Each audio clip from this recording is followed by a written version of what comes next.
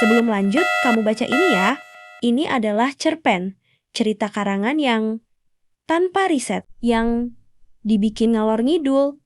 Tapi cerpen ini menggunakan teknik mirroring. Renata dan Akila adalah dua sisi dari satu orang. Yang sama, ini adalah proyeksi diri kamu. Mungkin dan cerpen ini akan mengikis habis ketakutanmu. Kamu pikir ketika sebuah karir disuguhi dan ketika jalannya udah diberi arahan, maka itu nggak berbahaya? Namanya Renata dan sahabatnya Akila. Renata ialah seorang yang udah diberi akses mudah dan dipaksa buat berkarir di salah satu bidang. Sedangkan Akila tidak, dia masih meraba, menyusuri, dan mencoba berbagai kemungkinan. Renata, seperti yang sudah kita tebak, ia berjalan sejajar dengan Akila. Ia juga sama berasal dari posisinya. Tapi, Renata, dituntut buat jadi yang menurut orang tuanya dengan embel-embel gaji besar. Awal-awal, memang jauh Akila ditinggali Renata, tapi ia tidak merasa minder juga. Ia masih berjibaku pada eksplorasinya dan dunianya. Dia masih mencoba berbagai hal. Semua yang diingini Renata memang terpenuhi. Orang tuanya girang bukan main. Ia jadi malaikat kecil bagi orang tuanya yang haus di tengah gurun. Jadi beringin buat mereka untuk bersandar. Wih, udah mentereng aja nih. Gila, gokil. Gimana kabar soal hidup? Kata Akila kala ia nongkrong di salah satu kedai kopi pinggir jalan. Ya gitu. Gimana gitunya? Elah, kayak sama siapa aja. Kalau ada hal yang pengen diceritain, ya tinggal ngomong, kata Kila sambil memajukan kursinya dan menenggak latte yang ada di hadapannya. Sebelumnya, ada nggak ya kalau orang di dunia ini nggak ngejar uang? Akila tersedak karena tumben sekali anak ini berfilosofi di kondisi yang tidak tepat. Dan Kila mencoba pasang muka serius dan coba berpikir, ya ada. Banyak kalau mereka udah super duper kaya. Kan absurd juga kalau orang melarat ngomong uang itu nggak penting, uang itu bikin kita gila. Kan nggak ada kekeh gila. Tapi kalau gitu, gimana mereka yang hidup cuma buat bertahan? Ini anak kenapa ya? Kenapa? Itulah arti dari kepala Akila yang ditelengkan. Ya kayak guru honorer. Mereka hidup demi bertahan, melanjutkan perjuangan, mencoba buat lanjut meski tak sepadan. Renata memburu. Kalau gitu, apa guru itu bahagia? Aku bukan guru, pengen sekali Akila memekikkan kalimat itu. Tapi rasanya beban sahabatnya ini cukuplah besar.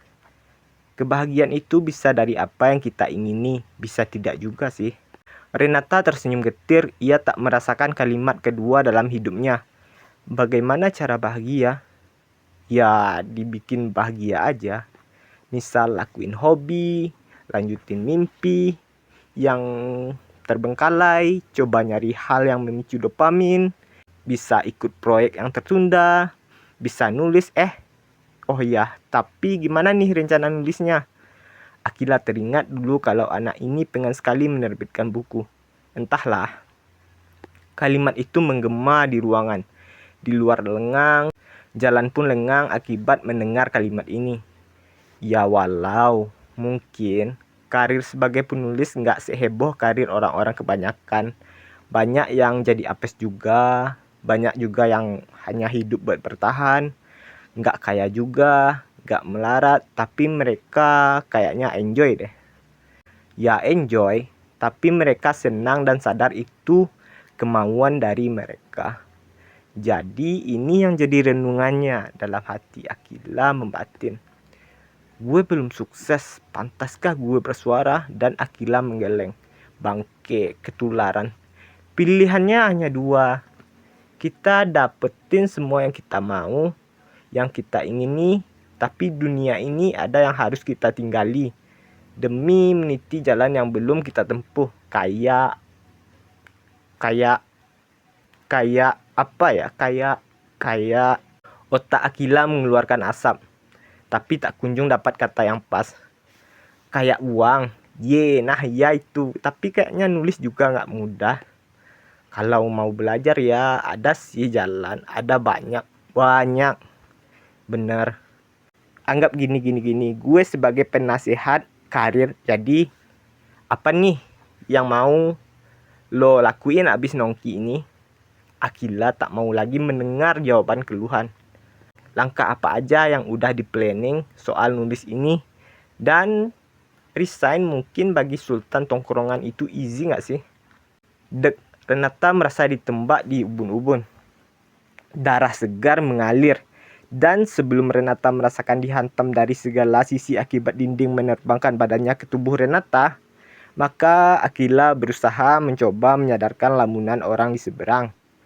Apa nih Tan? Langkah easy apa nih yang ingin diambil? Ada. Kalau kata penasehat karir nan kece ini, mungkin keberanian berbicara adalah 50% keberhasilan sebelum langkah itu diambil. Renata tersenyum. Akila memang bisa aja melucu di kala peliknya hari. Kalau kata James Clear, 2 menit dulu aja Sultan. Sejak kapan lu doyan baca? Hehehe, itu kutipan yang gue baca. Gue mah ogah. Baca apaan dah, mending nonton Limbat Makan Paku. Gak nyambung. Ya nulis emang bukan jalannya di era sekarang. Banyak AI yang bisa generate juga. Pesimis amat dah. Jika hanya melihat dari satu hal lain akan gak kelihatan. Coba lihat dari pohon kelapa. Pohon kelapa, itulah maksud tatapan Renata. Ya, tulisan itu mungkin kayak pohon kelapa. Bisa pelepas haus, bisa jadi tempat berteduh, bisa tempat bersandar, bisa tempat bikin hidangan, bisa sebagai mata pencarian, dan mungkin dari batang, akar, dan limbahnya bisa jadi warisan bagi anak cucu dan dunia. Jadi itulah pentingnya menanam pohon kelapa. Dan Renata mencoba meniru gaya bicara Akila. Ya, tapi apa itu bahagia? Renata tertawa karena ia sadar Akila mencoba juga mengcopy katanya. Sebenarnya pengen bikin novel yang dimana tokoh utamanya mati di halaman pertama. Gas aja gak sih? Dan nama tokohnya Akila, gas. Dan ia gak punya pasangan, jomblo akhir hayat, gas. Dan ia kopinya dikasih sianida karena ulahnya sendiri, gas. Bentar, sianida apa dah? Racun. Dan Renata tertawa lepas karena Akila buru-buru nanya, Bang, ini ada racun gak sih? Gak asik juga kan ngopi malah dibikin mokat. Beberapa tahun melesat bagai putaran jam. Akila yang dulu hidup dalam ketidakpastian mulai naik. Renata pun juga udah mulai bikin karyanya. Akila sekarang jauh sekali bertumbuh melebihi Renata. Apa yang jadi lamunannya dulu kayak liburan dan belanja heboh pun kini sudah terwujud. Sekarang Akila tidak jadi gembel tongkrongan. Ia menjelma Sultan tongkrongan. Renata pun ngajak buat nongkrong di tempat langganan mereka. Ada 2 maut. Mau latte ya? Mau americano kan? Nggak pakai sianida bang. Dan mereka mencoba duduk di sembarang kursi. Tak lama kopi datang. Ini pesanannya. Oke, gimana kabar hidup? Akila menyeruput kopinya dan membuka obrolan. Seru sih. Akila mengeluarkan novel yang dibuat Renata dan membaca kalimat, keluar dari masalah adalah keluar dengan itu sendiri.